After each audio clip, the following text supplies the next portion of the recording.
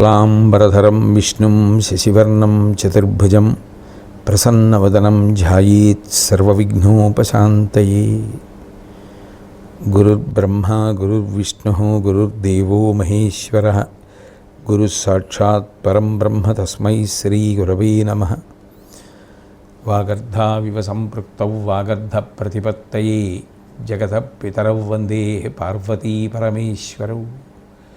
సూక్తిం సమగ్రయతున స్వయమేవ లక్ష్మీః శ్రీరంగరాజమహిషీ మధురైకటాక్షైః వైదగ్ధ్యవర్ణగుణగుంభనగౌరవైర్యాం కండూలకర్ణకుహరాः కవయోధయంతి. హైమోర్ధ్వపుండ్రమజహన్మకుటం సునాసం మందస్మితం మకరకుండలచారుగండం బింబాధరం బహుళదీర్ఘకృపాకటాక్షం శ్రీవేంకటేశముఖమాత్మనిసన్నిధత్తాం. విమలపటి కమలకుటి పుస్తకరుద్రాక్షశస్తహస్తపుటి కామాక్షి పక్ష్మలాక్షి కలిత విపంచి విభాసి వైరించి. నారాయణం నమస్కృత్య నరం చైవ నరోత్తమం దేవీం సరస్వతీం వ్యాసం తతో జయముదీరయేత్. హరి ఓం. పరమేశ్వర స్వరూపమైన సభకి నమస్కారం. ధృతరాష్ట్రుడితో మాట్లాడుతూ విదురుడు అనేకమైనటువంటి మంచి విషయాలను ప్రతిపాదించాడు. అందులో ఒకటిగా అంటాడు, పాడి తప్పకుండా పడయు సొమ్ములకు అపాత్రములకు నీగి పాత్రములకు బెట్టకునికి అనగ ఇట్టన రెండు విధముల కీడు దొడరు ధరణీనాథ అంటాడు. మనిషి ద్రవ్యాన్ని సంపాదించవలసినదే. ద్రవ్యం అనేటటువంటిది జీవితంలో చాలా ప్రధానమైనటువంటి విషయం. డబ్బు సంపాదించవద్దు అని లోకంలో ఎవ్వరూ అనరు. డబ్బు సంపాదించవలసిందే. కానీ సంపాదించేటటువంటి డబ్బు మాత్రం న్యాయబద్ధమై ఉండాలి, ధార్మికంగా సంపాదించినదై ఉండాలి. ధార్మికంగా సంపాదించకుండా తీసుకొచ్చి పెట్టుకున్నటువంటి డబ్బు అనేకమైనటువంటి ప్రమాదములకు హేతువు. డబ్బు ఖర్చు పెట్టడం, డబ్బు సంపాదించడం, ఈ రెండూ జీవితంలో అంతర్భాగములైనప్పటికీ ఎలా సంపాదించాము అన్నదానికి, దేనికి ఖర్చు పెట్టాము అన్నదానికి అత్యంత ప్రాధాన్యత ఉంటుంది. సరి అయినటువంటి రీతిలో సంపాదించినటువంటి డబ్బు సరి అయిన కారణం కాని దానికి వెళ్ళిపోయిందనుకోండి, అప్పుడు మనిషి చాలా బాధపడవలసి ఉంటుంది. విశేషమైనటువంటి అనారోగ్యం ఏర్పడి ఆ అనారోగ్యం నుంచి బయటికి రావడం కోసం ఒక వ్యక్తి చాలా డబ్బు ఖర్చు పెట్టవలసి వచ్చిందనుకోండి, బ్రతికాను అనేటటువంటి సంతోషం ఉన్నా ఎంత డబ్బు నిష్కారణంగా అనారోగ్యం కోసం ఖర్చు పెట్టవలసి వచ్చిందే, ఆ డబ్బు ఉంటే నేను ఈ పనులకు వాడుకుని ఉండేవాడిని కదా అని బాధపడవలసి ఉంటుంది. అందుకే మనిషి సంపాదించేటప్పుడు తాను తిరిగి అది ఖర్చు పెట్టినప్పుడు తనకి సంతోషం కలిగేదై ఉండేటట్టుగా చూసుకోవాలి. అంటే దానికి ప్రధానమైనటువంటి లక్షణం సంపాదించినది ధార్మికమైనదై ఉండాలి. ధార్మికమైన రీతిలో సంపాదించడం చాలా చాలా గొప్ప విషయం. అదేమంతా చిన్న విషయం కాదు. ఎందుచేత అంటే తనకి అవకాశం ఉన్నప్పటికీ ధర్మాన్ని విడిచిపెడితే సంపాదించగలిగి, న్యాయాన్ని విడిచిపెడితే సంపాదించగలిగినటువంటి స్థితిని పొంది ఉన్నవాడై ఉండి కూడా నేను న్యాయాన్ని విడిచిపెట్టను, నేను ధర్మాన్ని విడిచిపెట్టను, నాకు అలా విడిచిపెట్టడం వల్ల వచ్చేటటువంటి సొమ్ము ఎంత ఎక్కువైనా నాకు అక్కర్లేదు, నేను ధర్మమునకు కట్టుబడి, నేను న్యాయమునకు కట్టుబడి సంపాదించినది ఏమాత్రమైనా కావచ్చు, అది నాకు ప్రధానం, అది నా అభ్యున్నతికి కారణం. వర్షాలు పడేటటువంటి వేళలో పెట్టినటువంటి విత్తనం తప్పకుండా మొలకెత్తుతుంది.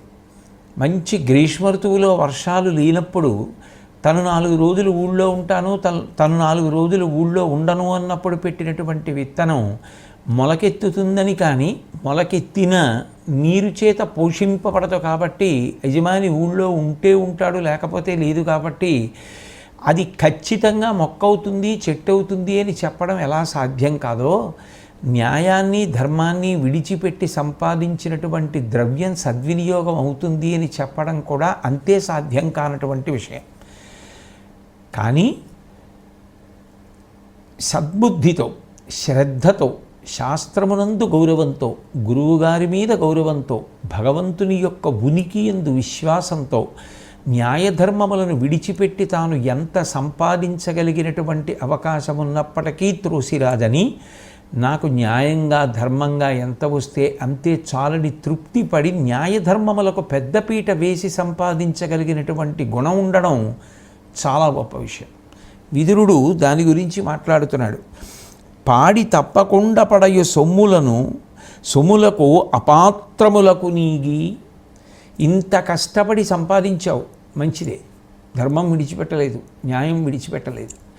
కానీ సంపాదించడం ఒక్కటే కాదు, సంపాదించిన దాన్ని ఎవరికి ఇస్తున్నావు, ఎట్లా ఖర్చు పెడుతున్నావు, అది కూడా చాలా చాలా ప్రధానమైనటువంటి విషయం. ఎంత ధార్మికంగా సంపాదించినా, ఎంత న్యాయంగా సంపాదించినా, అందులో త్యాగమున్నా, శ్రద్ధ ఉన్నా, గౌరవించదగ్గదైన, శ్లాఘింపదగినటువంటి విధానమైన, అది ఖర్చు పెట్టేటప్పుడు మాత్రం సరి అయిన రీతిలో ఖర్చు పెట్టలేదు.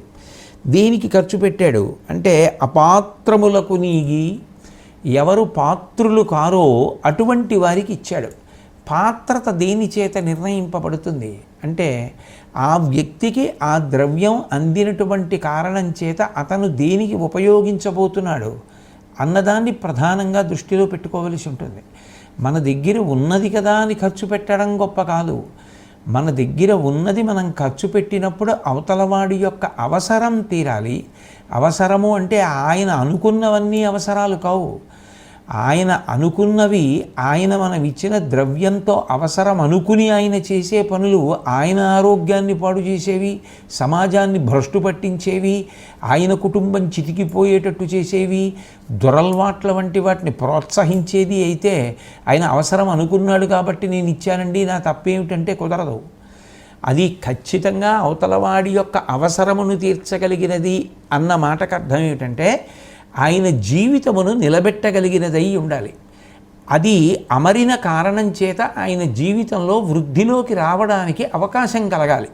కడుపు నిండా అన్నం పెట్టారనుకోండి, చాలా గొప్ప విషయం. లేనివాడు ఒక నెల్లాళ్ళు తినడానికి గ్రాసం ఇచ్చారనుకోండి, గొప్ప విషయం. ఒక వ్యక్తి చదువుకోవడానికి ద్రవ్యాన్ని మీరు ఖర్చు పెట్టారనుకోండి, చాలా గొప్ప విషయం.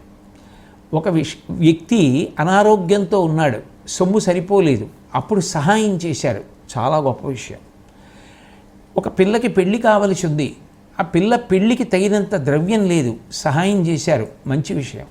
ఒక వ్యక్తి ఉపనయనం చేసుకుంటున్నాడు, ఆ వ్యక్తికి సహాయం చేశారు, మంచి విషయం.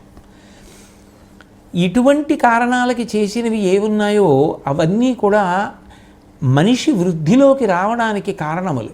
అటువంటి అవసరాలకి ఇవ్వడం శ్లాఘించదగ్గ విషయం. దాని వలన వ్యక్తి బాగుపడతాడు.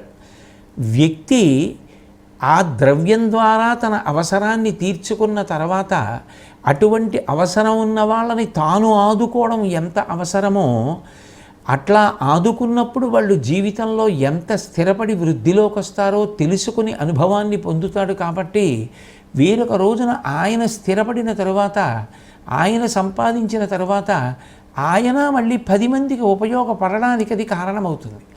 అంతేకాని మన దగ్గర ఉన్నది కదా అని అవతల వ్యక్తి ఏం చెప్తే అది నమ్మి ఇచ్చేయడం, విచారణ చెయ్యకుండా ఇచ్చేయడం, అతని అవసరానికి అది అందుతోందో లేదో చూడకుండా ఇవ్వడం, అది నిజంగా అవసరమేనా విచారించకపోవడం, ఇటువంటివి ప్రమాదహేతువులు. అందుకే ఖర్చు పెట్టేటప్పుడు ఎవరు పాత్రులైన వాళ్ళో వాళ్ళకు అందాలి.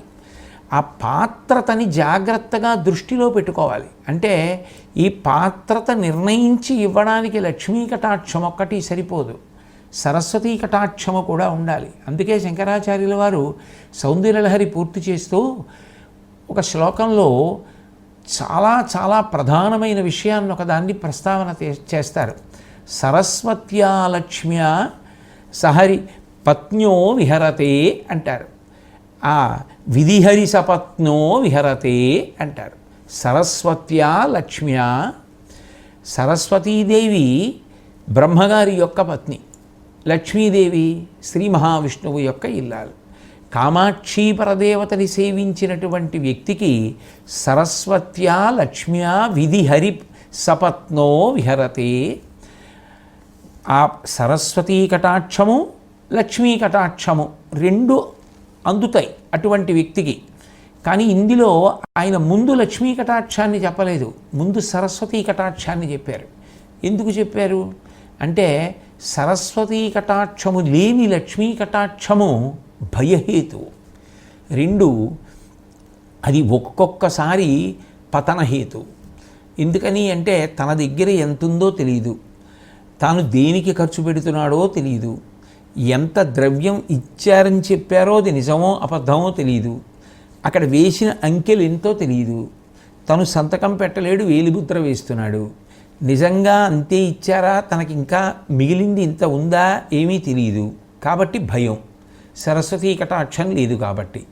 రెండు, ఇచ్చేటప్పుడు ఒకరికి పాత్రతని నిర్ణయించలేడు. నిజంగా అవసరం ఉన్న వాళ్ళకి ఇస్తున్నానా అన్నది నిర్ణయించడానికి తగినంత సరస్వతీ కటాక్షం లేదు కాబట్టి చటుక్కున జాలిపడి ఆర్ద్రతతో కూడిన మనసు కలిగినటువంటి వాడై అవతల వ్యక్తి చెప్పినటువంటి మాటలు నమ్మి అది నిజంగా సమాజ శ్రేయస్సుకో దేనికో పనికొస్తుందనేటటువంటి భ్రాంతిలో సహాయం చేశాడనుకోండి, అది వ్యక్తిని సమాజాన్ని కూడా భ్రష్టు పట్టించిందనుకోండి, అప్పుడు అతను అటువంటి పాపమునకు కారణమయ్యాడు కదా. అందుకే సరస్వతీ కటాక్షం ఉన్న లక్ష్మీ కటాక్షం వ్యక్తి అభ్యున్నతికి సమాజ అభ్యున్నతికి కూడా కారణమవుతుంది. అందుకు శంకరాచార్యుల వారు ముందు సరస్వతీదేవి పేరు చెప్పి తర్వాత లక్ష్మీదేవి పేరు చెప్పారు. అంటే సరస్వతీ కటాక్షముతో కూడిన లక్ష్మీ కటాక్షము చాలా మనకి భద్రతనిస్తుంది సుమా అన్నది అందులో సారాంశం. అయినప్పుడు పాడి తప్పకుండా బడయు సొమ్ములకు నపాత్రములకు నీగి, చాలా కష్టపడి న్యాయబద్ధంగా ధర్మబద్ధంగా సంపాదించినటువంటి ద్రవ్యాన్ని అపాత్రులైనటువంటి వాళ్ళకి ఇచ్చి పాత్రములకు పెట్టకునికి అనగా ఎవరికి అది అందాలో వాడికి ఇవ్వలేదు, ఎవడికి ఇవ్వకూడదో వాడికి ఇచ్చాడు. ఇప్పుడు సంపాదించడం వరకు న్యాయంగా సంపాదించాడు, ధార్మికంగా సంపాదించాడు, ఉపయోగం ఏముంది? దాన్ని ఖర్చు పెట్టేటప్పుడు రెండు దోషాలు వచ్చాయి. సర్వసాధారణంగా దోషాలంటే ఏం చెప్తారు? సంపాదించేటప్పుడు న్యాయంగా సంపాదించలేదు, ఖర్చు పెట్టేటప్పుడు న్యాయానికి ఖర్చు పెట్టలేదు అనాలి. కానీ విదురుడు ఒక మౌలిక విషయాన్ని ప్రతిపాదిస్తున్నాడు. నువ్వు ఎంత న్యాయబద్ధంగా ధర్మబద్ధంగా సంపాదించినా ఖర్చు పెట్టేటప్పుడు రెండు దోషాలు రాకూడదు. ఏమిటవి అంటే ఎవరు పాత్రులైన వాళ్ళో, ఎవరు ఆ ద్రవ్యము యొక్క సహాయమును పొందడానికి అర్హత కలిగిన వారో అటువంటి వారికి అది అందకుండా ఉండడం, అది మొదటి దోషం. రెండవది, ఎవరికి అటువంటి సహకారం అందకూడదో వారందరికీ అందడం, అది రెండో దోషం. పాత్రములకు పెట్టకునికి, ఎవరు పాత్రత కలిగిన వాళ్ళో వాళ్ళకి ఇవ్వలేదు, అపాత్రములకి ఎవరికి ఇవ్వవలసిన అవసరం లేదో వాళ్ళందరికీ ఇచ్చారు. ఇప్పుడు ఏమవుతుంది అంటే ఆ ద్రవ్యము నిరుపయోగం అయిపోతుంది, లేదా అది అన్యథా ప్రయోజనాల కొరకు ఖర్చు పెట్టబడుతుంది. వాడు దాన్ని సక్రమమైనటువంటి విషయాలకి ఖర్చు పెట్టలేదనుకోండి, అప్పుడు అది ప్రమాదాన్ని తీసుకొస్తుంది కదా. అది ఆ వ్యక్తి పతనానికి కారణమవుతుంది. వ్యక్తి పతనమైపోయిన కారణం చేత అది అంటువ్యాధిలా అంటుకొని మెల్లిమెల్లిగా ఒకరిని చూసి ఒకరు బలహీన మనస్తత్వం ఉన్నవారు అటువంటి దురభ్యాసాలకి అలవాటు పడితే సమాజమే పతనమవుతుంది. అట్లా జరగకుండా ఉండాలి అంటే న్యాయబద్ధంగా ధర్మబద్ధంగా సంపాదించడం ఒక్కటే కాదు, ఖర్చు పెట్టడం కూడా ప్రధానం. అందుకే పూర్వం ద్రవ్యాన్ని ఖర్చు పెట్టాలి అంటే దోషం రాకుండా ఉండాలి అన్నప్పుడు ప్రధానంగా చేయవలసినటువంటి దానములుగా రెండు దానములని తీసుకునేవారు. ఒకటి అన్నదానం, కడుపు నిండిపోయిన తర్వాత ఇంకెవడూ తినడం, ఎన్ని పూటలైనా వచ్చి తిను పర్వాలేదు, కానీ వచ్చి కూర్చుంటే కడుపు నిండా అన్నం పెట్టి పంపిస్తాం. రెండు, విద్యాదానం. నువ్వు చదువుకో, నువ్వు చదువుకోవడానికి ఎంత ద్రవ్యం అవసరమో అది మేమే చెల్లించేసి నిన్ను చదివిస్తాం. నువ్వు చదువుకుని వృద్ధిలోకి రా, పుస్తకాలు కొనిస్తాం, నీకు కావలసిన కళలు మొదలైన సంభారాలు కొనిస్తాం. నువ్వు ఏ శ్రేణి పొందుతున్నావు, ఎంత బాగా చదువుకుంటున్నావు, ఇవి మేము కనుక్కుంటూ ఉంటాం. నువ్వు వృద్ధిలోకి వస్తూ ఉంటే చదివిస్తాం. నువ్వు అట్లా కాకుండా అశ్రద్ధగా ఉన్నావని మాకు తెలిస్తే మేము ఇక కట్టడం మానేస్తాం. ఆ వ్యక్తి శ్రద్ధతో చదువుకుని వృద్ధిలోకి వచ్చిన తర్వాత వటవృక్షమై అతను కూడా 10 మంది ఊంచుకోవడానికి కారణమవుతాడు. మంచి అవసరాలు, మంచి కారణాలు ఎంచుకొని అటువంటి అవసరాలకి, అటువంటి కారణాలకి ఖర్చు పెట్టడం గొప్ప విషయం. నేను అనేక సార్లు ప్రవచనంలో దీని గురించి ప్రస్తావన చేశాను. ఎందుచేత అంటే, ఒకసారి నేను ప్రత్యక్ష ప్రసారం జరుగుతూ ఉండగా నాకు కలిగినటువంటి ఒక వ్యక్తిగత అనుభవం గురించి మాట్లాడితే ఆ తర్వాత నాకు ఎందరో ఉత్తరాలు రాశారు. ఇది చాలా ఆశ్చర్యకరంగా ఉంది, నిజంగా ఒక చిన్న పిల్లకి అంత మంచి ఆలోచన వచ్చినందుకు ఆమెని అభినందించవలసిందే అని. ఒకప్పుడు నా దగ్గరికి ఇంకా గట్టిగా, ఎంతో పెద్ద పిల్ల కూడా కాదు, ఇంజనీరింగ్ చదువుకుంటున్నటువంటి ఒక పిల్ల వచ్చింది. వచ్చి నేను నాకు తోచినంత సమాజ సేవ చేస్తాను అంది. ఏమిటి చేస్తావు నువ్వు సమాజ సేవ అన్నాను. ఒకటి, నేను ప్రభుత్వ వైద్యశాలలో కూర్చుంటాను. అక్కడికి నిరక్షరాస్యులైన వాళ్ళు వస్తారు. వాళ్ళకి అసలు ఏ కాగితం ముందు నింపాలి, నింపి ఎక్కడివ్వాలి, ఎక్కడికి వెళ్ళాలి, నువ్వు ఫలానా విభాగంలోకి వెళ్ళు, ఏదో నరములకు సంబంధించిన వ్యాధికి ఫలానా విభాగానికి వెళ్ళు, ఎముక విరిగిపోతే ఫలానా విభాగానికి వెళ్ళు అంటే వాళ్ళకి ఆ ఉన్నటువంటి ఫలకాన్ని చదువుకుని ఆ విభాగం దగ్గరికి వెళ్ళడం కూడా రాదు. అటువంటి వాళ్ళకి నేను దగ్గరుండి వ్రాసి తీసుకెళ్ళి అన్నీ చేసి పెడతాను. ఇంకేం చేస్తావన్నాను. మా నాన్నగారు ప్రతీ నెల నాకు కొంత డబ్బు ఇస్తారు వ్యక్తిగత అవసరాలకు వాడుకోమని. నేను అందులో మిగిలిన ద్రవ్యాన్ని అవసరాన్ని గుర్తించి ఉపకారం చేస్తానని. అక్కడ నాకు ఆశ్చర్యం వేసింది. ఎలా గుర్తిస్తావని అడిగాను. అది పెద్ద కష్టమే ఉందండి. ఒక మందుల షాప్ దగ్గరికి వెళ్ళి నించుంటాను. ఆ మందుల కొట్టు దగ్గర నిలబడితే ఒకప్పుడు ఒక తోపుడు బండి పట్టి లాక్కునేటటువంటి వ్యక్తి వచ్చాడు. వేసవి కాలం. అతనికి ఈ బాహుమూలంలో పెద్ద సెగ్గెడ్డ వేసింది. అతను చెయ్యి ఇలా దగ్గరగా పెట్టి బండి లాగలేకపోతున్నాడు. దాని పోటుకి ఎర్రగా తట్టు కట్టింది. కొద్దిగా జ్వరం కూడా ఉంది. అతను కష్టపడి బండి లాగుతున్నాడు. అతను ఏదో వైద్యుడు వ్రాసినటువంటి మందుల చీటీ ఒకటి పట్టుకొచ్చి ఆ మందుల కొట్లో ఇచ్చి తలపాగా విప్పి నుదురు తుడుచుకుని ఈ మందులు ఇమ్మన్నాడు. ఇవి 3 రోజులకి రాశారా నీకు, ఇంత అవుతుంది అన్నాడు ఆ మందుల దుకాణంలో ఉన్న వ్యక్తి. ఈ తోపుడు బండిలాగే ఆయన కాసేపు ఆలోచించి 1 రోజుకైతే ఎంత అవుతుంది అని అడిగాడు. అతను ఏదో చెప్పాడు. 1 రోజుకి ఇవ్వండి చాలని చెప్పి అతను 1 రోజుకే కొనుక్కుంటున్నాడు. ఈ పిల్ల అడిగింది అతన్ని, ఏమి బాబు 1 రోజుకే కొనుక్కుంటున్నావు, అవి 3 రోజులు వేసుకోవాలి కదా నీకు వైద్యుడు ఇచ్చింది అని. 3 రోజులకి కొనడానికి నా దగ్గర డబ్బులు లేవమ్మా, అందుకని ముందు 1 రోజు కొనుక్కుంటున్నాను, రేపటికి ఏమైనా ఉంటే చూస్తాను అన్నాడు. వెంటనే ఈ అమ్మాయి ఏం చేసిందంటే తన దగ్గర ఉన్నటువంటి ద్రవ్యంతో ఆ 2 రోజులకి కూడా కొని ఇచ్చేశాను. ఇంకంతకన్నా పాత్రత పరిశీలించడానికి అవసరం ఏముందండి అంది. నేను నిజంగా ఆశ్చర్యపోయాను ఆ పిల్ల పరిణితికి. నిజంగా అవతల వారి యొక్క అవసరాన్ని గుర్తించి ఖర్చు పెట్టినది ఎంత సంతోషంగా ఉంటుంది.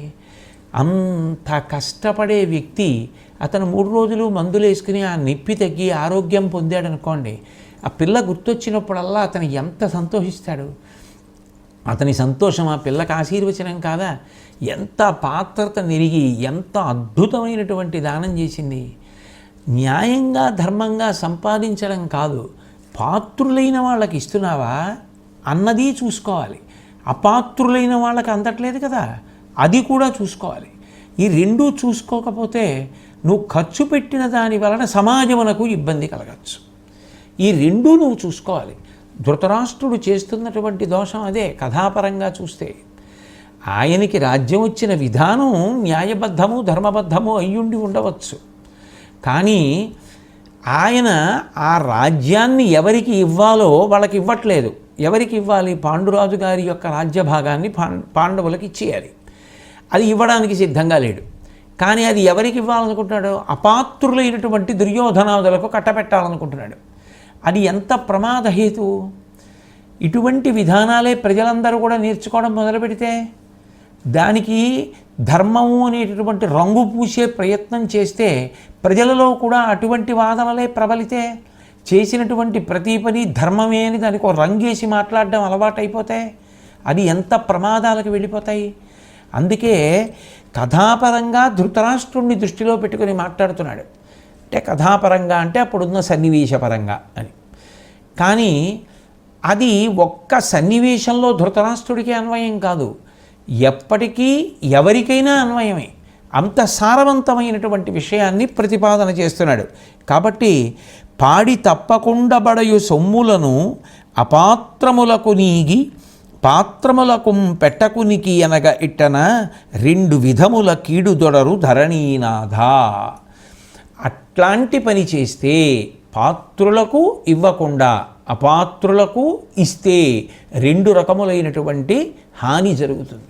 కాబట్టి ధరణీనాథ, ఓ రాజా, ధృతరాష్ట్ర మహారాజా, ఈ విషయంలో నువ్వు జాగ్రత్తగా ఉండడం నేర్చుకోవాలి సుమా అని ప్రబోధం చేశాడు. అది ధృతరాష్ట్రుడే కాదు, అందరం కూడా తెలుసుకొని పాటించవలసినటువంటి మంచి విషయం. అట్లాగే తర్వాత అంటాడు, తగిన వేషంబు తను దాన పొగడుకొనమి నొచ్చియును కీడు వలుకమి ఇచ్చి వగవకునికి తనకెంత నడవకయున్న పదము తప్పకుండుట నడవడి కొప్పు చేయు అంటాడు. ఇది నిజంగా చాలా చాలా సారవంతమైనటువంటి విషయం. ఇందులో అంటాడు, మనిషికి నడవడియే ప్రధానమై ఉంటుంది. ఎన్ని చదువుకున్నాడు, ఎన్ని విషయాలు తెలుసు, ఎన్ని ప్రబోధం చేస్తూ ఉంటాడు, ఇవన్నీ కాదు. చారిత్రమేవ వ్యాఖ్యాతి వీరం పురుషమానినం, చారిత్రమేవ వ్యాఖ్యాతి శుచిం వా యది వా శుచిం, కులీనమకులీనం వా వీరం పురుషమానినం, చారిత్రమేవ వ్యాఖ్యాతి శుచిం వా యది వా శుచిం అంటాడు రాముడు రామాయణంలో. నువ్వు ఎక్కడ పుట్టావు, ఎవరికి పుట్టావు, ఎంత ధనం ఉన్నవాడివి, ఇవన్నీ వద్దు. నీ ప్రవర్తన ఎటువంటిది నాకు చెప్పు చాలు, దాన్ని బట్టి చెప్తానంటాడు. ఒక మనిషి నడవడి చెప్తుంది.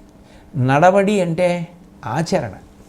మనం ఏది ఆచరించామన్నది, మనకి ఎన్ని తెలుసు అన్నది కాదు, మనం ఎంత ఆచరించాము అన్నదానికి ఎంతో ప్రాధాన్యత ఉంటుంది.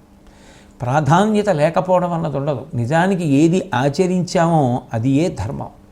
ఆచార ప్రభవో ధర్మ అని కదా, ఆచారము నుండే ధర్మము.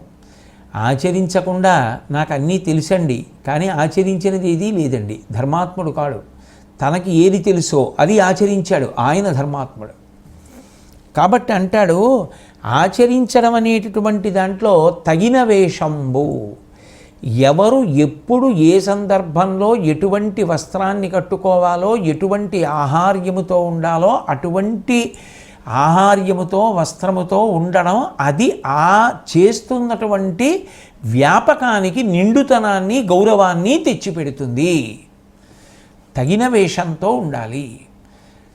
ఎప్పుడూ కూడా లక్ష్మీ కటాక్షం ఉన్నది, అమ్మవారేం మనకి తక్కువ చేయలేదు అని గుర్తేమిటి? చిరిగిపోని బట్టలు కట్టుకోవడం చాలా ఉంది. కానీ ఏం ప్రయోజనం?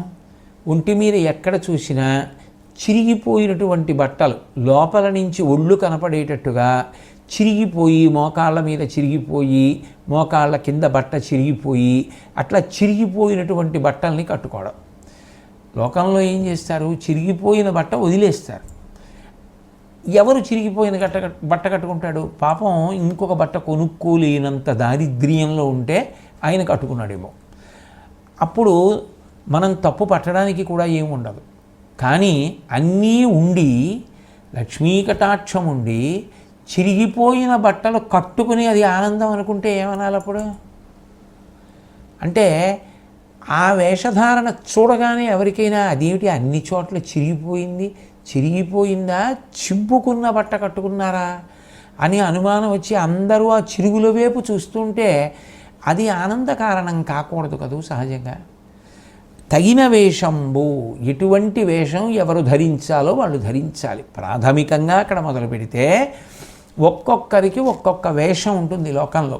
ఒక వైద్యుడు ఉన్నాడు అనుకోండి, ఆయన చాలా గొప్ప చదువుకున్నాడు. ఆయనకి బొటనవేలు మీద పుట్టినటువంటి గోరు చుట్టుని కొయ్యడం పెద్ద విషయమేం కాదు. కానీ ఆయన ఎంత మర్యాద పాటిస్తారు. ఆయన ఒక చిన్న శస్త్రచికిత్స చేయాలన్నా తాను వాహనంలో చెమట పట్టకుండా వచ్చినా ఆ బట్టలు విప్పేసి చేతులు శుభ్రంగా కడుక్కొని వేరు రకమైనటువంటి బట్టలు వేసుకుని ఆఖరికి తలకి కూడా వేరు రకమైనటువంటి టోపీ ధరించి అప్పుడు వచ్చి రోగికి కనపడేటప్పటికీ ఎంతో ఊరట, ఏదో తెలియని ఊరట. ఎందుకని అంటే వృత్తి పట్ల నిబద్ధతని తెలియచేస్తుంది. ఆ వృత్తి పట్ల నిబద్ధత, నేను ఇట్లా దీనికి నిబద్ధతతో ఉన్నవాడిని, నేను ఒక రోగిని చూసేటప్పుడు నాకు ఇక దేనితో సంబంధం లేదు. ఎందుకని అక్కడ భార్య ఉంది, పిల్లలు ఉన్నారు, తల్లిదండ్రులు ఉన్నారు, అందరినీ వదిలిపెట్టేసి తాను వస్తాడో తిరిగి రాడో కూడా తెలియదు. ఏ గుండెకో శస్త్రచికిత్స జరుగుతోంది. ఆ చక్రాల బల్ల మీద పడుకొని శస్త్రచికిత్స చేసేటటువంటి గదిలోకి తీసుకెళ్ళిపోతుంటే కొలుకుల వెంట నీరు కారుతుండగా ఆఖరిసారి వాళ్ళందరినీ చూస్తుండగా ఆ వ్యక్తి పొందే ఉద్వేగం ఎలా ఉంటుంది? ఏ ధైర్యంతో వెళ్ళిపోతున్నాడు? అంతకుముందు ఆ వైద్యుడిని ఆయన చూడలేదు, కానీ ఆయన పరమేశ్వరుడు, ఆయన నన్ను కాపాడతాడు. ఆయనకి తెల్లటి వాళ్ళంటే ఇష్టం, లేకపోతే నల్లటి వాళ్ళంటే ఇష్టం, పొడుగు వాళ్ళంటే ఇష్టం, పొట్టిగా ఉన్నవాళ్ళంటే ఇష్టం, లావుగా ఉన్నవాళ్ళంటే ఇష్టం, సన్నగా ఉన్నవాళ్ళంటే ఇష్టం, ఇవేవీ లేవు. భగవంతుడు ఎట్లా రాగద్వేషములకు అతీతుడో ఆయన కూడా రాగద్వేషములకు అతీతుడు అని తన తెలివి విడిచిపెట్టడానికి సిద్ధపడిపోతాడు. తాత్కాలికంగా స్పృహ తప్పిపోవడానికి సిద్ధపడుతున్నాడంటే తననే కోసేస్తున్న అంత నమ్మకంతో శరీరాన్ని వైద్యుడికి అప్పచెప్పేస్తున్నాడు అంటే యువతల రోగికి ఎంత విశ్వాసమో నా వృత్తి పట్ల నాకు అంత విశ్వాసమో, అంత నిబద్ధత. నేను కూడా అంతే. ఏది ఏమైపోయినా నాకిక్కడ ఏ రాగద్వేషములు లేవు. ఒకసారి నేను శస్త్రచికిత్స మొదలు పెడితే అతను బ్రతకవలసినదే. ఒక ఈశ్వరుడు ఎంత కారుణ్యమూర్తో అంత కారుణ్యంతో ఉంటాను, అంత జాగ్రత్తగా చేస్తాను తప్ప ఇంకొకలా ఉండదు. నా నిబద్ధతకి గుర్తు నేను వేసుకున్న బట్ట. నేను ఇంతకన్నా ఇంకొకలా బట్ట వేసుకున్నా చెయ్యగలను, కానీ వేసుకోను. ఇలాగే వచ్చాను. అంటే ఒక వేషం ఒక నిబద్ధతకి సూచన.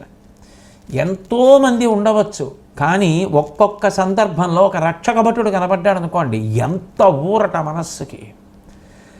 ఆయన ఎంత అది కష్టమైన, ఎంత గ్రీష్మ ఋతువు కానివ్వండి, ఎంత వేడి కానివ్వండి, ఆయన ఆ 4 వీధుల కూడలలో నిలబడి ఆ పాదరక్షలు బిగించి కట్టుకోవడంలో చెమట పట్టేస్తున్న, పైన శిరస్త్రాణం పెట్టుకొని ఒక రంగు బట్టలే కట్టుకొని ఆయన అదేగా నిలబడి 4 వైపులా వస్తున్నటువంటి వాహనములను నియంత్రిస్తూ ఉంటే ఒకే రకమైన బట్టలు కట్టుకునేటటువంటి అలవాటు ఉన్నటువంటి ఆయన దుస్తుల వంక చూడగానే ఒక గౌరవం, ఒక మర్యాద. ఆయన ఆగండి అని ఒక చిన్న సంకేతాన్ని చూపిస్తే రాగద్వేషాలకి లోను కాంగా నేను ఇంతవాణ్ణి అంతవాణ్ణి నేను ఆగడం ఏమిటి అంటారా? ఎందుకంత కష్టపడుతున్నాడు ఆయన? అందరూ క్షేమంగా ఇల్లు చేరాలని, కాబట్టి ఆగాలి అని ఆగిపోతామా లేదా? ఎందుకని? ఒక్కసారి దుస్తుల వంక చూడగానే ఓ ఆయన అంత పవిత్రమైనటువంటి కర్తవ్య నిర్వహణలో ఉన్నాడు, మనం ఆయన ఆజ్ఞ పాటించాలి. అంతేగాని ఆయన జీతం కన్నా మన జీతం ఎక్కువ, ఆయన ఆస్తి కన్నా మన ఆస్తి ఎక్కువ, ఆయన చదువు కన్నా మన చదువు ఎక్కువ, ఆయన ఉద్యోగం కన్నా మన ఉద్యోగం పెద్దదా, ఆయన ఆగండండం ఏమిటి నేను ఆగడం ఏమిటి అని ఎవడైనా ఆలోచిస్తాడు? ఆ లోకంలో తలకాయ ఉన్నవాడు ఎవడో అటువంటి ఆలోచన చేయడు. ఆగండి అనగానే ఆగిపోతాడు, అది మర్యాద. పైగా అలా ఆగడంలో ఒక సంతోషం. నేను ఒక పౌరుడిగా సామాజిక కర్తవ్యాన్ని నిర్వర్తిస్తున్నాను, నేను నియమాన్ని పాటిస్తున్నానని ఒక సంతోషం. ఒక రాజు ఒక వేషం, ఒక మంత్రి ఒక వేషం, ఒక పవిత్రమైనటువంటి పని చేసేటటువంటి వ్యక్తి ఏదో ఆయన పూజ చేయిస్తున్నారు ఒక వేషం. ఇంట్లో ఉన్నప్పుడే మనమే ఎన్ని వేషాలు. ఒక పూజ చేసుకుంటున్నాం ఒక రకంగా దుస్తులు ధరిస్తాం, ఇంట్లో ప్రశాంతంగా కూర్చున్నాం ఒక రకంగా ధరిస్తాం, పడుకుంటున్నాం ఒక రకంగా ధరిస్తాం.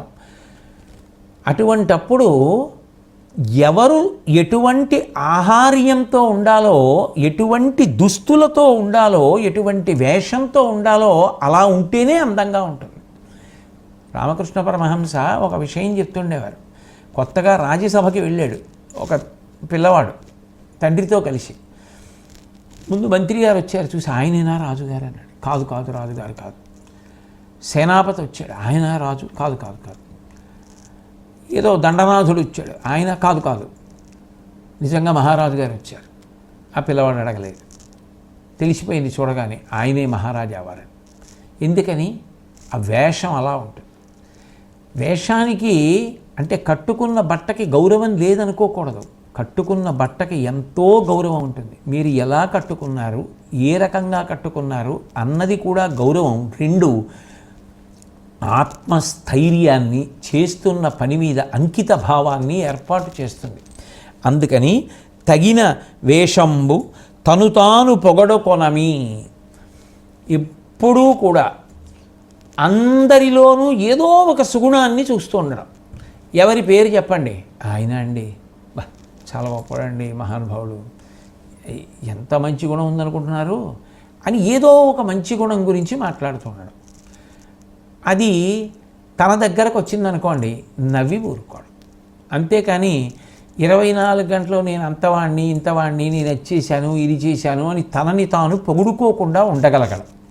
ఆత్మస్తుతి, పరనింద ప్రమాదకరమైనటువంటి లక్షణాలు. పైగా మహాభారతంలో ఒక చోట కృష్ణ పరమాత్మ ధర్మరాజు గారితో అన్వయం చేయిస్తాడు కూడా. తనను తాను పొగుడుకోవడం అంటే తను మరణించడంతో సమానం. అందుకని తనను తాను ఎప్పుడూ పొగుడుకోకూడదు. అలా పొగుడుకోకుండా ఉండేటటువంటి మంచి లక్షణం ఉండడం. నొచ్చియును కీడు వలుకమి. ఎంత మనసు కష్టపడనివ్వండి, అవతల వాళ్ళకి కీడు కలగాలి అనేటటువంటి మాట అనకుండా ఉండగలగడం. వాళ్ళు పాడైపోవాలి అనకుండా ఉండగలగడం. ఎందుకని? తను అంత బాధపడుతున్నాడు, వాళ్ళకి ఆ బాధ కలగాలని తాను ఎందుకు అనాలి? తన బాధకి ఒకవేళ అవతల వాళ్ళు కారణమైతే వాళ్ళది తెలుసుకుని ఇక పైన ఎప్పుడూ అట్లా ఉండకుండా స్నేహభావంతో ఉండాలని కోరుకో. అది ఉదాత్తత. అంతేకాని అవతల వాళ్ళకి బాధ రావాలని మాత్రం కోరవద్దు. కాబట్టి నొచ్చియును కీడు వలుకమి ఇచ్చి వగవకునికి. ఒకరికి ఒకటి ఇచ్చామనుకోండి, ఏదో సహాయం చేశాం, ఎవరికో ఏదో ఇచ్చాం, ఇచ్చిన దగ్గర నుంచి అయ్యో పర్వాలేదంటారా, ఇచ్చాను అనవసరంగా ఇచ్చానంటారా, ఎక్కువ ఇచ్చానంటారా, అంత అక్కర్లేదంటారా, ఇంత ఇస్తే సరిపోయేదంటారా అని ఇంకా అదే పనిగా దాని గురించి ఆలోచించకూడదు. ఎందుకని అంటే ద్వైపం అని చెప్పి ఓ లక్షణం ఉంటుంది. ప్రపంచంలో ఏ ప్రాణి కూడా చేతితో తీసి నోట్తో పెట్టుకునేటటువంటి అధికారం అన్నీ పొంది ఉండవు. కొన్ని ప్రాణులకే అధికారం. ఒక ఏనుగు ఉందనుకోండి, తిన్నగా వెళ్ళి నోటితో పట్టుకుని తినదు, ముందు తొండంతో పట్టుకుని, తొండం దానికి చెయ్యి, తొండంతో పట్టుకుని నోట్లో పెట్టుకుంటుంది. కోతి ఉందనుకోండి, పట్టుకుని చేత్తోటి నోట్లో పెట్టుకుంటుంది. మనిషి ఉన్నాడనుకోండి, చేత్తో పట్టుకుని నోట్లో పెట్టుకుంటాడు. అంటే తను లోపలికి తీసుకోవాలి అంటే 2 అంచెలు.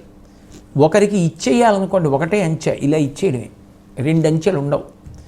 నువ్వు ఇచ్చిందేదో అది నీ అభ్యున్నతికి కారణం, నువ్వు తినేసిందేదో అది, నువ్వు పుచ్చేసుకున్నదేదో అది నిజానికి ఇచ్చినదంత గొప్పదేం కాదు. అందుకే పుచ్చుకుంటే 2 అంచెలు, ఇస్తే ఒకటే అంచె.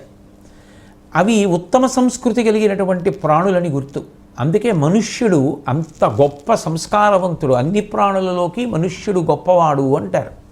ఎందుకనంటే ఇచ్చేటప్పుడు అలా ఇవ్వడం, పుచ్చుకునేటప్పుడు ఆలోచించి పుచ్చుకోవడం. అయినప్పుడు ఒకరికి ఇచ్చావు అంతే, వదిలిపెట్టేసేయి ఇంక అక్కడతోటి.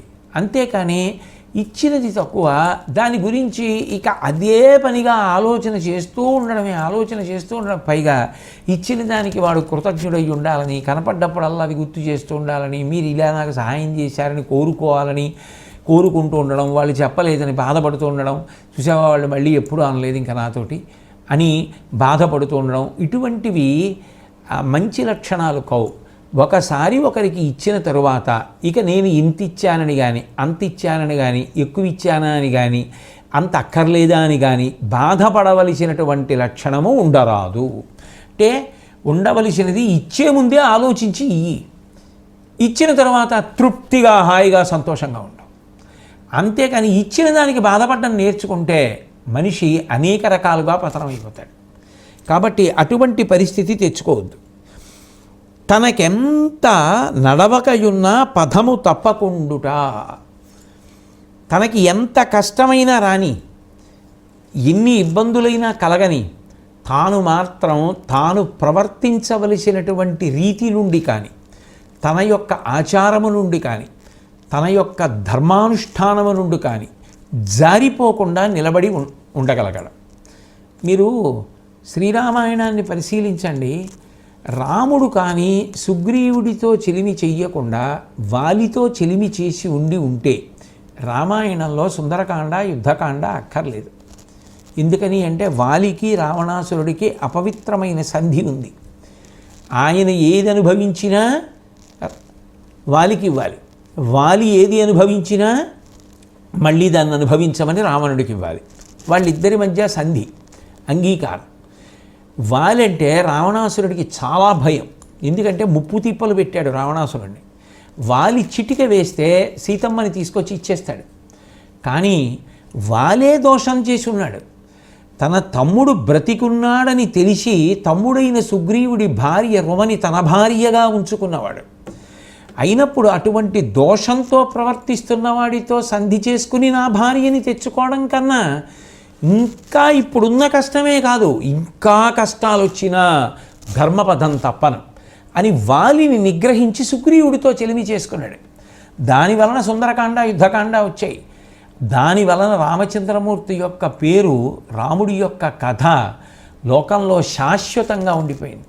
అందుకంది కౌసల్య, వనవాసానికి రాముడు బయలుదేరుతుంటే యం పాలయసి ధర్మం త్వం ధృత్యాచ నియమేన చ సవై రాఘవశార్దూల ధర్మస్త్వాం అభిరక్షతు అంది.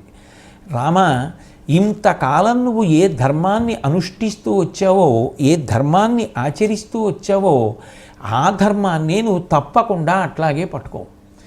దాన్ని ధైర్యంతో పట్టుకో. ఎందుకనంటే అన్నీ కలిసి వచ్చినప్పుడు ధర్మాచరణ చేయడం పెద్ద కష్టం కాకపోవచ్చు. కానీ కాలం వ్యతిరేకమైనప్పుడు, కష్టాలు వచ్చినప్పుడు, నాకు ధర్మం ఏం చేసింది అన్న అనుమానం కలిగినప్పుడు కూడా ధర్మాన్ని విడిచిపెట్టకుండా పట్టుకున్నవాడెవరో వాడి పేరు, వాడి కథ శాశ్వతముగా నిలబడిపోతుంది. యుగాలు దాటిపోయినా వాడి కథ చెప్పుకుంటారు అనడానికి శ్రీరామచంద్రమూర్తి రామాయణ గాథ మనకి ప్రత్యక్ష నిదర్శనాలుగా లోకంలో కనపడుతున్నాయి. కాబట్టి ఇన్ని కష్టాలు రానివ్వండి, తన పదం నుంచి తాను తప్పకుండా నిలబడగలిగినటువంటి లక్షణము ఎవరికి ఉన్నదో అది చాలా చాలా గొప్ప లక్షణం. అంతేకాని కష్టం వచ్చిందనో అవకాశం వచ్చిందనో ధర్మాన్ని త్యాగం చేసేస్తూ ఉండడం, అప్పుడు సిద్ధాంతం అన్న మాటకు అర్థమేముంది? ఏది ఏమైనా కానివ్వండి, నేను నమ్ముకున్నటువంటి సిద్ధాంతాన్ని మాత్రం నేను విడిచిపెట్టకుండా నిలబడతాను అని చెప్పి నిలబడగలగడం గొప్ప. నేను నమ్ముకున్న శాస్త్రాన్ని ఆచరిస్తాను, ధర్మాచరణం చేస్తాను తప్ప కలిసి వచ్చినప్పుడు ధర్మాన్ని వదిలిపెట్టను. ఇది వదిలిపెడితే కలిసి వస్తుందన్నా వదిలిపెట్టను. ఈ ధర్మాన్ని పట్టుకోవడం వల్ల నాకు ఇన్ని కష్టాలు వచ్చాయన్న భావన మనసులో కలిగినా, 10 మందికి ఆ సమయంలో అనిపించినా, అట్లా ఎవరైనా అన్నా నేను ధర్మాన్ని విడిచిపెట్టాను అని ఎంత కష్టం వచ్చినా ధర్మాచరణము మాత్రము తప్పకుండా చెయ్యగలిగినటువంటి వాడు ఉంటాడే, వాడు సమున్నతమైనటువంటి వ్యక్తి. ఆయన నిజంగా మెచ్చుకోదగ్గ వ్యక్తి. ఎవరా వ్యక్తి? ఎవరో కాదు, ధర్మరాజు గారే. ఎన్ని కష్టాలు వచ్చాయి. 12 ఏళ్ళు అరణ్యవాసం అంటే మాటలా? భార్య ద్రౌపదీదేవిని సభలోకి ఈడ్చి తేవడం అంటే, సహనం వహించాడంటే మాటలా? 1 సంవత్సరం అజ్ఞాతవాసం అంటే మాటలా? ఇన్ని కష్టాలు పడి కూడా ధర్మాన్ని తప్పకుండా అనుష్ఠించడం ఎంత గొప్ప విషయం. తనకెంత కష్టం వచ్చినా ఆయన తాను నడవవలసినటువంటి మార్గాన్ని విడిచిపెట్టలేదు. ఒకరికి ఇస్తే ఇచ్చిన దానికి వగవలేదు. ఎంత తనకి బాధ కలిగినా అవతల వాళ్ళని నింద చేసి వాళ్ళు నాశనమైపోవాలన్న మాట మాత్రం తాననలేదు. నిజంగా అటువంటి భావన ఉన్నవాడైతే ఘోషయాత్ర సమయంలో దుర్యోధనుడు ఏమైపోతే నాకేమిటని వదిలియచ్చు. కానీ అలా అనలేదు. అటువంటి వాడు తనను తాను ఇప్పుడు పొగుడుకునేటటువంటి లక్షణం ఉన్నవాడు కాడు. ఎప్పుడు పొగిడినా కృష్ణ పరమాత్మని పొగుడుతాడు, పెద్దలని పొగుడుతాడు. ఈ అందరిలోనూ ఏదో ఒక మంచి గుణాన్ని చూసి ఆ గుణాన్ని ప్రస్తుతి చేస్తాడు, వారికి నమస్కారం అంటాడు. అంతేకాని అనవసరంగా అదే పనిగా అవతల వాళ్ళల్లో ఏదో ఒక గుణాన్ని చూసి విమర్శించడం అలవాటు లేనివాడు. ఎవరి పేరు చెప్పండి, ఏదో వాళ్ళలో ఉన్న లోపం చెప్పడం, వాళ్ళని విమర్శిస్తూ ఉండడం. వాళ్ళు మరి చేసిన మంచి పనులు, వాళ్ళకున్న మంచి గుణాలు ఒక్కటి కూడా లేవా అంటే నాకు కనపడలేదనాలి అంతే అప్పుడు. అంతేగాని అసలు అవతల వారిలో ఒక్క మంచి గుణం లేకుండా ఎలా ఉంటారు? తప్పకుండా ఉంటాయి ఏదో మంచి గుణం. ఆ లక్షణం నీకుంటే అవతల వారి మంచి గుణం ముందు జ్ఞాపకానికి వస్తూ ఉంటుంది. ముందు జ్ఞాపకానికి వస్తే అవతల వారు కాదు, మనం శాంతంగా ఉంటాం, మనం ప్రశాంతంగా ఉంటాం. రెండు, కోపం రాకుండా ఉంటుంది. అందరితోటి స్నేహభావనతో ఉండగలం, అందరితోనూ కపటం లేకుండా ఎంతో ప్రేమభావనతో ప్రవర్తించగలం. అందుకే తనను తాను పొగుడుకోడు, అందరినీ పొగుడుతాడు. ఎందుకని అంటే అందరి యందు మంచి గుణాలు కనపడుతూ ఉంటాయి. తనను తాను పొగుడుకోవడం గొప్పకి ఏముంది కనుక అనిపించిన నాడు పొగుడుకోడు. అందుకని బలవంతంగా నిగ్రహించుకుని ఇంత గొప్పవాడిని కానీ పొగుడుకోకూడదని బొగ్గపట్టి పొగుడుకోకుండా ఉండడం కాదు. పొగుడుకోవడానికి నేనెంతటి వాడిని పొగుడుకోను అని పొగుడుకోకుండా ఉన్నవాడు ఉంటాడే, ఆయన గొప్పవాడు. నేను ఒక సభకి వెళ్ళాను ఒకప్పుడు. వెళితే చాలా లబ్ధప్రతిష్ఠుడైనటువంటి వ్యక్తి ఆయన నా పక్కన కూర్చొని ఉన్నారు. ఆయన ఆ రోజు కొన్ని పాటలు పాడాలి. ఆయన దగ్గరికి వచ్చి సభా నిర్వాహకులు అన్నారు, అయ్యా మీరు కొంచెం మీ వివరాలు ఈయనకి ఇవ్వండి, పరిచయంలో చెప్తారు అంటే అన్ని బిరుదులు, మీరు చేసినటువంటి మహత్తరమైన విషయాలు, మీరు చేసిన గొప్ప గొప్ప కచేరీలు, మీరు ఎంతకాలం ఈ కర్ణాటక సంగీతం అభ్యాసం చేశారు, ఇవి అందరికీ అంత బాగా తెలియకపోవచ్చు, అందుకని ఒక్కసారి మీరు చెప్తే ఈయన రాసుకుని చెప్తాడండి అన్నారు. అంటే ఆయన అన్నారు, ఏమిటి చెప్తారు నా గురించి చెప్పడానికి నాకే ఏమీ తెలియదు, ఇంకా నేను మీకేం చెప్పను, ఒక్క వాక్యం చెప్పండి చాలు. త్యాగరాజస్వామి వారి కీర్తనలు, శ్యామశాస్త్రి గారి కీర్తనలు, దీక్షితారి గారి కీర్తనలు ఈ జన్మలో పాడుకునే అదృష్టాన్ని పొందినటువంటి భాగ్యశాలి అని చెప్పండి చాలు, అంతకన్నా ఇంకేం అక్కర్లా. ఈయన పేరిది. ఈయన అటువంటి వాగ్గేయకారులు, అటువంటి మహాపురుషుల యొక్క కీర్తనలు కొన్ని పాడుకోవడానికి జీవితంలో అదృష్టం పొందిన వ్యక్తి అని చెప్పండి. అది నాకు ఉన్న గొప్ప అదృష్టం, అదొక్కటే. అది వారి కీర్తనలు పాడుకోవడం నా అదృష్టం, అంతకన్నా నా గురించి చెప్పడానికి ఏం లేదన్నారు. నాకు నిజంగా ఎంత ఆశ్చర్యం వేసిందో. ఇది కదా విదురుడు చెప్పింది అనిపించింది. కొందరి యొక్క పరిస్థితి అట్లా ఉంటుంది. ఆ పొగడడాలు, పొగిడించుకోవడాలు ఇవన్నీ వాళ్ళు అంత ఇష్టపడరు. అది ఎందుచేత అంటే యథార్థంగా వాళ్ళల్లో ఒక భావన ఉంటుంది, మనం ఎంత వాళ్ళం కనుక ఇవన్నీ కోరుకోవడానికి. అది చాలా గొప్ప విషయం కదా, అసలు విద్య వలన రావలసిన వినయమే అది. కాబట్టి ఇవన్నీ ఉన్నవాడు ధర్మరాజు. అటువంటి గుణములు ఎక్కడున్నాయో అక్కడ ధర్మం ఉన్నదని గుర్తు. అవే కదా ప్రవర్తనకు మంచి చేసేవి, నడవడికి ఒప్పు చేయు, ఆ నడవడి ధర్మం. అటువంటి ధర్మరాజుని చూసిన తరువాత నీకు ఆయన రాజ్యభాగం ఆయనకి ఇచ్చేయాలని నీకు ఎందుకు అనిపించట్లేదయా? ఇన్ని మంచి గుణములు కలిగినటువంటి వాడు, అటువంటి వాడు కాలంలో ప్రవర్తిస్తున్న కొద్దీ ఆ గుణములు ఆచరణలోకి వస్తుంటాయి. కాబట్టి ఆయన కీర్తి ఇంకా ఇంకా ఇంకా ఇంకా పెరుగుతూ ఉంటుంది. ఆ గుణములు లేకపోతే కాలంలో నడవడి ఏం చేస్తుందంటే పట్టి కిందకి లాగేస్తుంది. రామకృష్ణ పరమహంస ఒక కథ చెప్తుండేవారు. ఒక ఉడుము ఒకటి ఉండేది. ఆ ఉడుము మూతికి ఏదో తేనె రాస్తే అది ఇంకా ముందు తేనె ఉందనుకుని ఆ తేనె నాకుతూ గోడ నిలువుగా ఎక్కేది, బల్లి ఎక్కినట్టు. కొంతమంది పిల్లలు చూశారు, ఇది భలే ఎక్కుతుందిరా ఈ ఉడుము అని చెప్పి వాళ్ళు ఏం చేశారంటే చాలా పెద్ద రాయి ఒకటి దాన్ని తోకకి కట్టారు. ఆ ఉడుము ఏం చేసేదంటే 4 అడుగులు ఎక్కేది, వెనక తోకకి రాయి ఉంది కదా, పెద్ద రాయి 4 అడుగులు ఎక్కేటప్పుడు కింద పడిపోయేది. 4 అడుగులు ఎక్కా కింద పడిపోను. దాని తోకకి రాయి ఉంది, అది లాగేస్తోందన్న విషయం దానికి తెలియదు. తనని తాను పొగుడుకోవడం అలవాటు పడిపోయినవాడు, ఎప్పుడూ తనలో తానే గొప్పతనాన్ని చూసుకోగలిగినవాడు, ఎవరిలోనూ గొప్పతనం కనపడనివాడు, తోకకి రాయి కట్టుకున్నటువంటి ఉడువు లాంటి వాడు పైకి ఏమెక్కగలడు అంటుండేవారు. అట్లా బలహీనమైనటువంటి లక్షణము కాకుండా మంచి లక్షణములు కలిగినటువంటి వాడు జీవితంలో కాలాన్ని గడుపుతున్నప్పుడు ఆయన ప్రవర్తిస్తున్నప్పుడు ఆ ప్రవర్తన చేత ఆయన మరింత కీర్తిని సముపార్జించుకుంటాడు. ఎందరికో ఆయన ఉపకారం చెయ్యగలిగిన వాడవుతాడు, ప్రభావితుల్ని చెయ్యగలిగిన వాడవుతాడు.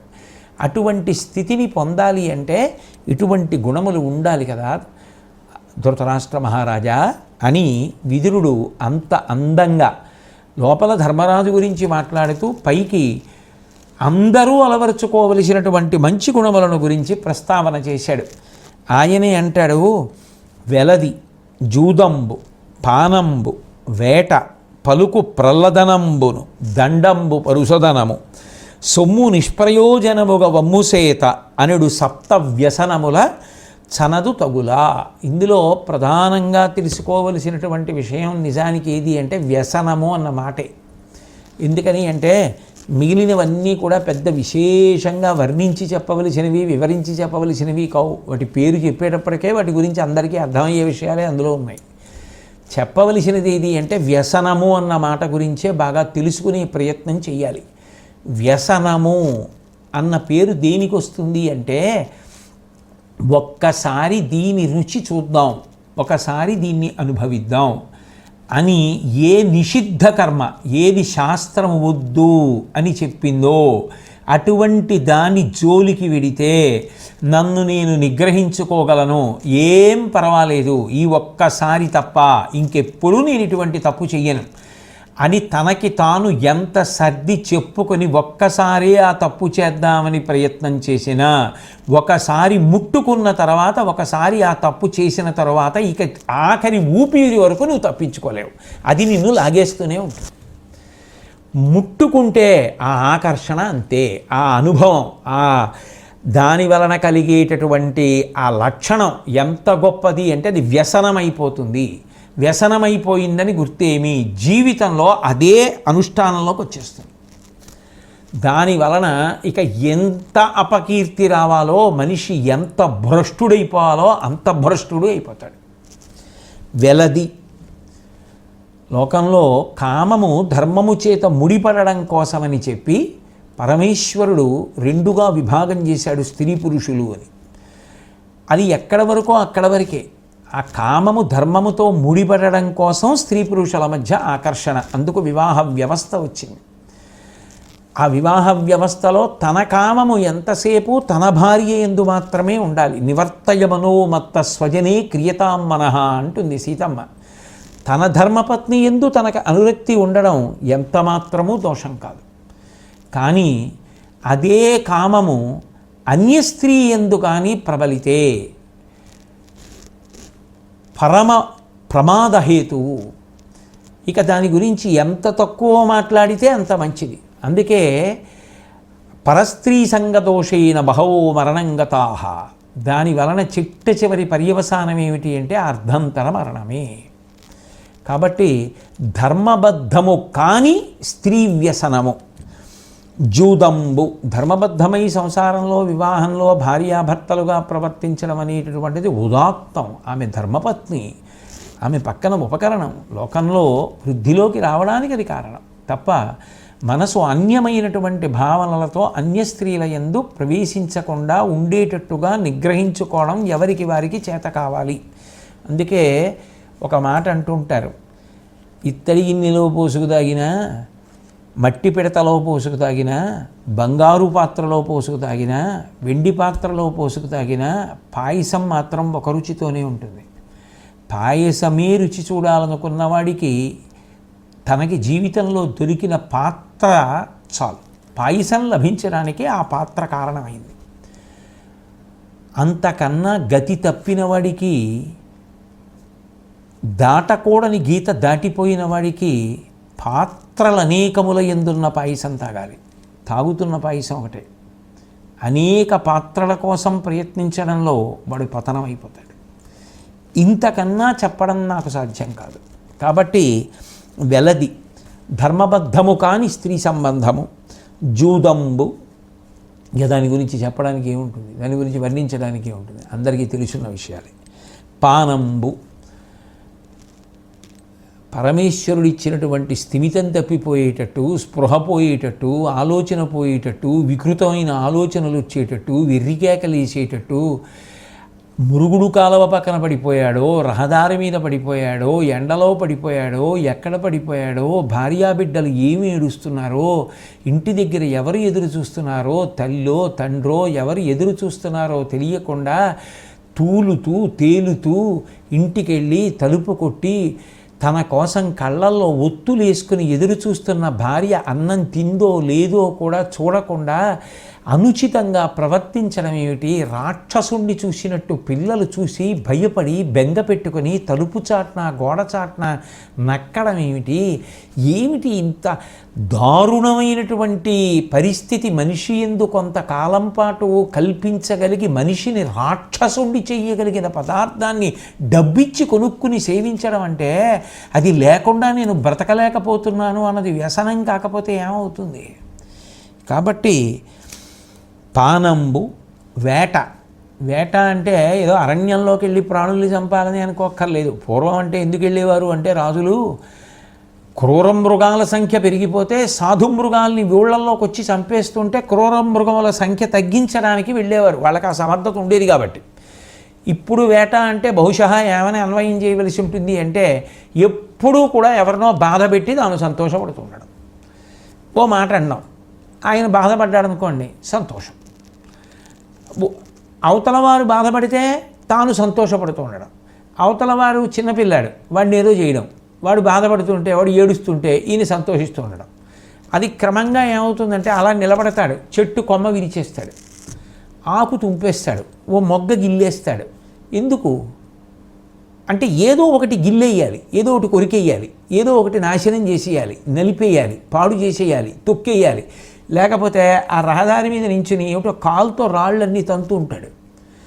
ఎందుకది? అది అలా వెళ్ళడంలో ఎవరికైనా తగిలితే అంటే ఏమిటో అలా తంతూ ఉంటాడు. లేకపోతే అన్నీ పీకుతూ ఉంటాడు, తుంపుతూ ఉంటాడు, లేకపోతే ఎవరినో ఏదో అంటుంటాడు, ఎవరి గురించో ప్రస్తావన చేసి వాళ్ళనేదో నింద చేస్తూ ఉంటాడు. అంటే ఎప్పుడూ ఎవరినో తక్కువ చేయాలి, ఏదో హింస చేస్తూ ఉండాలి. ఆ హింస చేస్తే కానీ సంతోషం ఉండదు. అది ఎంత ప్రమాదకరమైన మనస్తత్వం. ఇతరుడు సంతోషపడితే తాను సంతోషించడం, ఇతరుల సంతోషం చూసి తాను సంతోషించగలగడం మనిషిగా బ్రతుకుతున్నాడు అనడానికి గుర్తు. అంతేగాని ఇతరులని బాధ పెట్టి ఇతరుడు బాధపడుతుంటే తాను సంతోషించడం పైశాచికమైనటువంటి లక్షణం. ఎవరికి వారు ఎంత తగ్గించుకుంటే అంత మంచిది. అటువంటిది మనసులో ఉన్న ఎంత జాగ్రత్తగా తొలగించేసుకోవాలో తప్ప అటువంటి వాటిని కించిత్ కూడా పెంచి పోషించరాదు. అటువంటి నీతిని మనకి విదురుడు చెప్తున్నాడు. కాబట్టి పలుకు ప్రలదనంబును, మాట యందు కాఠిన్యం. ఆ మాట మాట్లాడేటప్పుడు ప్రేమతో మాట్లాడేవాళ్ళు కొంతమంది ఉంటారు, పరమ కఠినంగా మాట్లాడేవాళ్ళు కొంతమంది ఉంటారు. మంచి విషయమే మాట్లాడినా అందులో కూడా అక్కర్లేని కాఠిన్యాన్నో అక్కర్లేని విషయాన్నో ఎత్తి పట్టుకుని అల్లరి చేసేవాళ్ళు కొంతమంది ఉంటారు. లోకంలో రకరకాల పోకడలు ఉంటాయి. అందులో పలుకు ప్రలదనంబు, అస్తమానం మాట చాలా కఠినంగా ఉండడం. రేపు మీ అందరూ 8 గంటలకు వస్తారని నేను అనుకుంటున్నాను. మనందరం కలిసి రేపు ఈ మంచి పని చేద్దాం అండం వేరు. రేపు మీ అందరూ 8 గంటలకు వస్తారని నమ్ముతున్నాను, కానీ అందరూ వస్తారని నాకు నమ్మకం లేదు. ఎందుకంటే 10 అయిన తర్వాత నేను దీనివల్ల రాలేకపోయాను దానివల్ల రాలేకపోయాను అని చెప్పేసి నాకు అక్కడి నుంచి చెప్తే నేను ఒక్కడిని ఈ పని చేయడానికి వచ్చి చేసేస్తానని మాత్రం మీరు అందరూ అనుకోవద్దు. మీలో వచ్చేవాళ్ళు ఎవరో రాని వాళ్ళు ఎవరో ఇప్పుడే చెప్పేసేయండి. ఆ తర్వాత నేను అన్నానని మీరు బాధపడే ఉపయోగం లేదు అని అసలు మాట్లాడడంలోనే కాఠిన్యం. అది ఏమిటో కొంతమంది ఒకే విషయాన్ని ఒకరు చెప్తే అబ్బా ఎంత బాగా చెప్పారనిపిస్తుంది, ఎంత మెత్తగా చక్కగా చెప్తారు. ఒక్కొక్కడు చాలా మెత్తటి విషయాన్ని అంత కఠినంగా చెప్తాడు. ఆ మాట యందు కాఠిన్యము అలవాటు ఉండకూడదు. మాట పరమేశ్వరుడు ఇచ్చినటువంటి గొప్ప వరం. 84 లక్షల జీవరాశులలో మనుష్యునికి తప్ప మాట అన్నది ఎవ్వరికీ లేదు. లేనప్పుడు ఎంత జాగ్రత్తగా మాట్లాడాలో, ఆ మాటల చేత ఎంతమందితో స్నేహాన్ని ఏర్పాటు చేసుకోవాలో తెలుసుకుని ఉండాలి. అందుకని పలుకు ప్రలదనంబును దండంబు పరుసదనము. తప్పు చేస్తే పెద్దలు శిక్షిస్తారు. ఎందుకని అంటే ఆ శిక్ష వలన ఇంకెప్పుడు ఆ తప్పు చేయకుండా ఉంటాడు అని. మనం కూడా చూస్తుంటాంగా, సమాజంలో ఏదైనా నేరం చేస్తే న్యాయస్థానం శిక్ష వేస్తుంది. ఎందుకని అంటే అతను అటువంటి నేరం చేయకుండా ఉండాలి అని.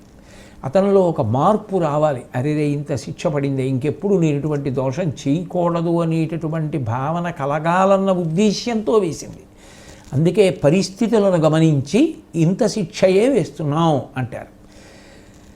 అది నేరము కన్నా శిక్ష చాలా పెద్దదైపోయింది అనుకోండి, అప్పుడు అవతల వ్యక్తిలో ఒక రకమైనటువంటి కరుకుతనం, మనిషిలో ఒక రకమైనటువంటి ఉద్వేగం, పగ, ఇటువంటివి పెరుగుతాయి. అందుకే ఎప్పుడూ కూడా శిక్ష అనేటటువంటిది చేసిన నేరాన్ని, నేరం యొక్క పరిస్థితిని దృష్టిలో పెట్టుకుని వేయవలసి ఉంటుంది తప్ప తద్భిన్నంగా ఉండడానికి వీల్లేదు సుమా అంటాడు విదురుడు. కాబట్టి దండంబు పరుసదనము సొమ్ము నిష్ప్రయోజనముగా వమ్ము సేత. చేతిలో ద్రవ్యం ఉంది, ఆ ద్రవ్యాన్ని ఉపయోగించు, దాన్ని ఖర్చు పెట్టవలసిందే.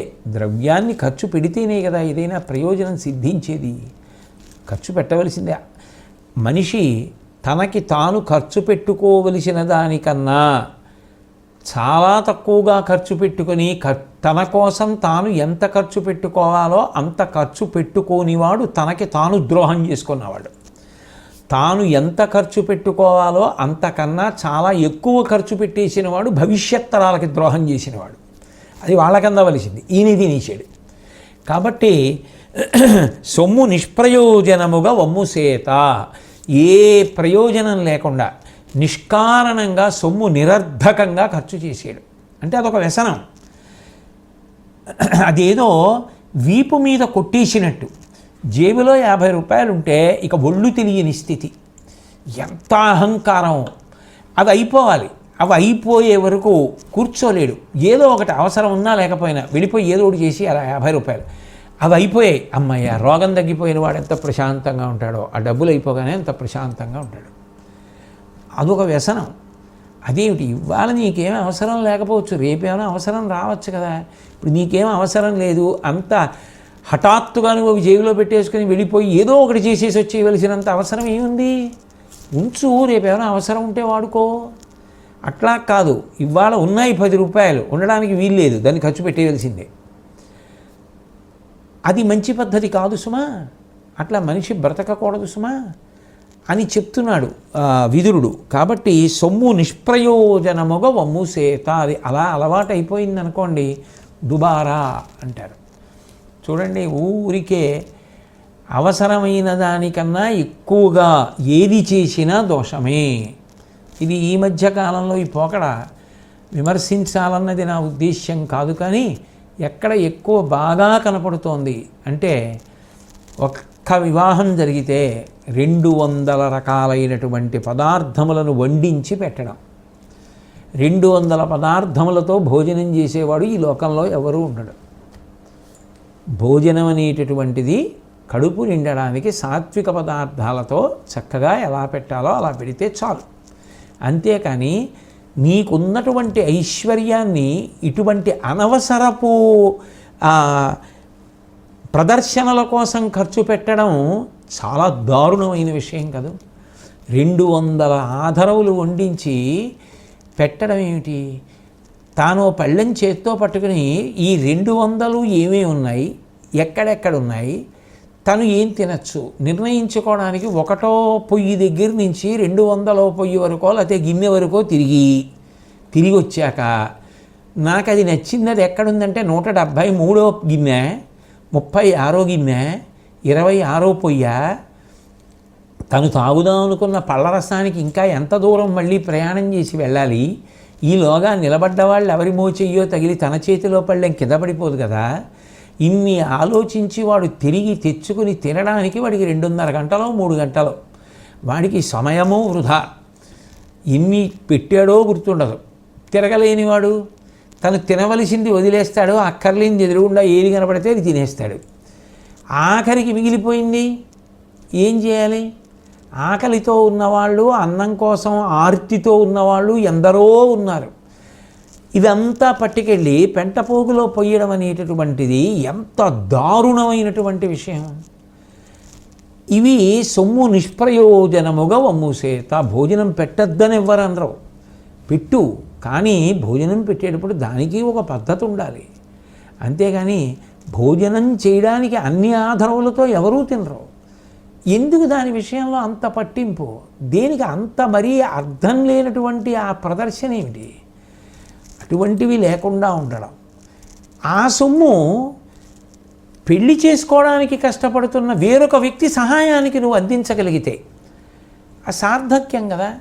అలాగని నిన్నేమి మరీ చాలా నిరాడంబరంగా చేసేసుకోమని కూడా చెప్పట్లేదు. భోజనం ఎలా పెడతావు అలా పెట్టు. పోనీ నీ కూతురు పెళ్ళి, నీ కొడుకు పెళ్ళి పెట్టాలనుంది, పెట్టు, అది మంచిదే. కానీ 200 ఎందుకు అన్నొద్దు, తగ్గించు.